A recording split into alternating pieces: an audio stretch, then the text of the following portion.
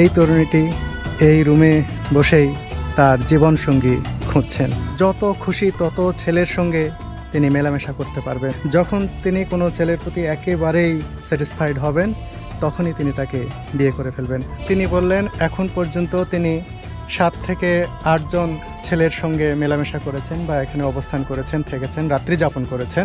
বন্ধুরা, এই দেশের সমস্ত সুন্দরী মেয়েরাই দেহ ব্যবসার সাথে জড়িত।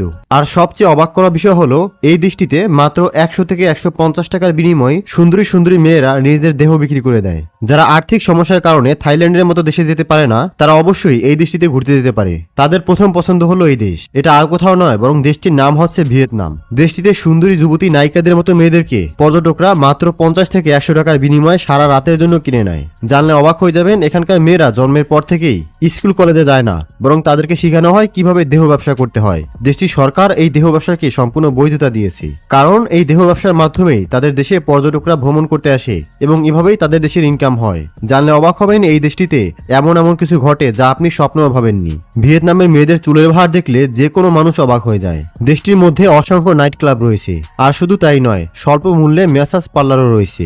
আর এই দেশের মেয়েরা এতটাই সুন্দরী হয় যে যারা একবার এই দেশের মেয়েদেরকে দেখে তারা এদের প্রেমে পড়ে যায়। এখানে এমন এমন যুবতী মেয়েরা রয়েছে যারা সর্বদাই পর্যটকদেরকে আকর্ষণ করার জন্য বিনোদন দিয়ে থাকে। তাছাড়াও এখানকার মেয়েরা কেন দেহ ব্যবসার পথটি বেছে নিয়েছে তা জানলে আপনি একেবারে অবাক হয়ে যাবেন। তাছাড়াও এখানকার প্রাকৃতিক সৌন্দর্য এতটাই সুন্দর যা ইউরোপের দেশ সুইজারল্যান্ডকে হার মানাবে। প্রতি বছর এই দেশটিতে প্রায় 3 কোটিরও বেশি মানুষ ঘুরতে আসে। এমনকি পর্যটকরা যদি এই দেশে ঘুরতে যাওয়ার পর কোনো মেয়ের সাথে ডেটিং করে, তাহলে ওই মেয়েটি সেই পর্যটককে তার পার্সোনাল মোবাইল নাম্বার দিয়ে দেয়। এরপর দেশে এসে ইচ্ছে মতো তার সাথে সোশ্যাল মিডিয়াতে আড্ডা জমাতে পারে, এমনকি প্রয়োজনে আবার ঘুরতে যেয়ে তার সাথে টাইমও কাটাতে পারে। এই সমস্ত ব্যবস্থার কারণেই এই দেশে পর্যটকরা বারবার ঘুরতে যায়। তাছাড়াও এই দেশ সম্পর্কে এমন এমন তথ্য জানাবো যেগুলো জানলে আপনার চক্ষু ছানাবড়া হয়ে যাবে। তো চলুন বন্ধুরা, সবকিছু জানতে ভিডিওটি না টেনে শেষ পর্যন্ত দেখুন। চলুন শুরু করা যাক। বন্ধুরা, এখানকার প্রাকৃতিক সৌন্দর্য এতটাই চমৎকার যে আপনারা সুইজারল্যান্ডকেও ভুলে যাবেন। শুধু তাই নয়, ভিয়েতনাম এমন একটি দেশ যেখানে সমস্ত কিছু নামমাত্র মূল্যে সস্তায় পাওয়া যায়। জানলে অবাক হয়ে যাবেন, আমেরিকার মতো শক্তিশালী দেশকেও যুদ্ধে টক্কর দিয়েছিল এই ভিয়েতনাম মিলিটারিরা।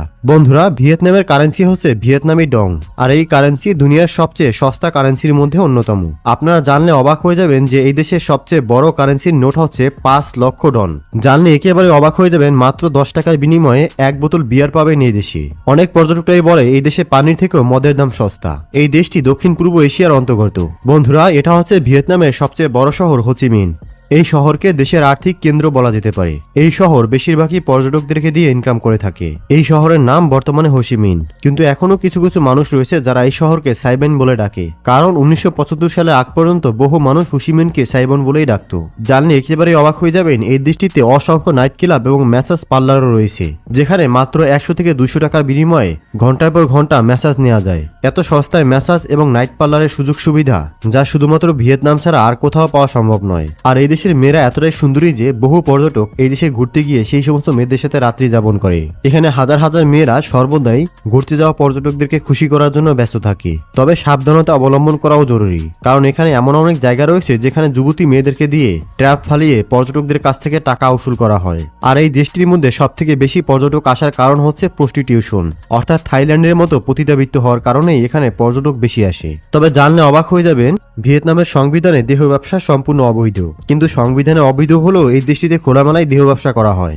এমনকি সেখানকার উচ্চ পদস্থ সরকারি কর্মী থেকে শুরু করে সরকারও এই দেহ ব্যবসায়ী মেয়েদেরকে ভোগ করে থাকে। এখানে সন্ধ্যা হওয়া মাত্রই সেই সমস্ত নারীরা রাস্তায় বেরিয়ে পড়ে, যাদের প্রধান কাজই হচ্ছে দেহ ব্যবসা করা। এই সমস্ত মেয়েরা সেখানে ঘুরতে আসা পর্যটকদের কাছে নিজে থেকেই চলে যায়। কোনো পর্যটক যদি এখানে ঘুরতে আসে, সেখানকার মেয়েরা বলে যে চলো তুমি আমার সাথে হোটেলে চলো। যে সমস্ত পর্যটকরা জীবনে প্রথমবার ভিয়েতনাম ঘুরতে যায়, তারা নিজেরা অবাক হয়ে যায় যে এই সমস্ত সুন্দরী সুন্দরী মেয়েরা কেন তাদেরকে টেনে হোটেলে নিয়ে যায়। এমনটাও শোনা গিয়েছে যেই সমস্ত পর্যটকদের কাছে পর্যাপ্ত টাকা নেই, তাদেরকে ফ্রিতেও হোটেলে নিয়ে সেবা দিয়ে থাকে এই সমস্ত মেয়েরা, কারণ তারা মনে করে যে সমস্ত পর্যটক একবার মজা পেয়ে যাবে, তারা দ্বিতীয়বার এই দেশটিতে আবারও ঘুরতে আসবে। এতে করে তাদের দেশেরও লাভ হয় আর পর্যটকরাও ফ্রিতে মজা নিতে পারে। একটি রিপোর্ট অনুযায়ী এখানকার প্রতিটি মেয়ে প্রতি মাসে প্রায় 100 জন পুরুষের সাথে শারীরিক সম্পর্ক করে, যা প্রতিদিনে প্রায় 3 জনেরও বেশি পুরুষের সাথে করা হয়। এখানে যে কোনো পর্যটক এসে নিজের ইচ্ছে মতো মেয়েদেরকে ভাড়া করে নিতে পারে, সেটা রাতেও হতে পারে অথবা দিনেও হতে পারে। এমনকি সামান্য কিছু টাকা বাড়িয়ে তারা পুরো মাসের জন্য যে কোনো মেয়েকে বউ হিসেবে ভাড়া নিতে পারে।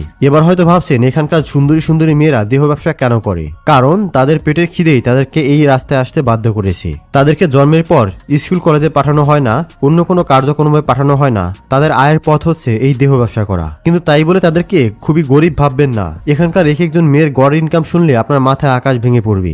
আমাদের দেশে যেখানে সাধারণ মেয়েরা সরকারি চাকরি করে মাসে 20 থেকে 30,000 টাকা বা খুব বেশি 50,000 টাকা ইনকাম করে, সেখানে ভিয়েতনামের মেয়েরা তাদের গড় ইনকাম হচ্ছে $1,000 বা বাংলাদেশি টাকায় 1,20,000 টাকার উপরে।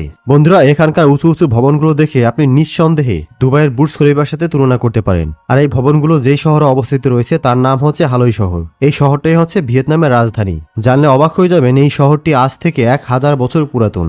বর্তমানে এই শহরটির নাম হচ্ছে হানই। কিন্তু এই শহরে রাত্রিবেলা যা হয় তা আপনি হয়তো স্বপ্নেও ভাবেননি। হ্যাঁ বন্ধুরা, রাত হলেই এই শহরটি আলো ঝলমল করে। আর এই ঝলমলে শহরের মধ্যে অবাধেই চলে মাদক দ্রব্য বেচা কিনা। এখানে মদ, গাঁজা, ইয়াবা থেকে শুরু করে যে কোনো ধরনের মাদক দ্রব্য খুবই সহজলভ্য, অর্থাৎ খুবই কম দামে কিনতে পাওয়া যায়। এটাও একটি কারণ যে কোনো পর্যটকরা এখানে এসে মজা করে। জানলে অবাক হয়ে যাবেন এখানকার জন্ম নেওয়া বাচ্চারা নিজেরাও জান না যে তাদের বাবাকে। অর্থাৎ এখানে ঘুরতে আসা পর্যটকরা এখানকার মেয়েদের সাথে শারীরিক সম্পর্ক করার পর অনেকেরই বাচ্চা হয়ে যায়, আর সেই বাচ্চাকে তারা আবার বিভিন্ন আশ্রমে দান করে দেয়। সেই মেয়ে বাচ্চাগুলো বড় হওয়ার পর এই দেহ ব্যবসার সাথে জড়িয়ে পড়ে। আর এভাবে এই দেশটিতে একের পর এক দেহ ব্যবসায়ী ছড়িয়ে পড়ছে। সুপ্রিয় দর্শক, এই দেশটি সম্পর্কে আপনার মূল্যবান মতামত অবশ্যই কমেন্টসের মাধ্যমে লিখে জানাবেন।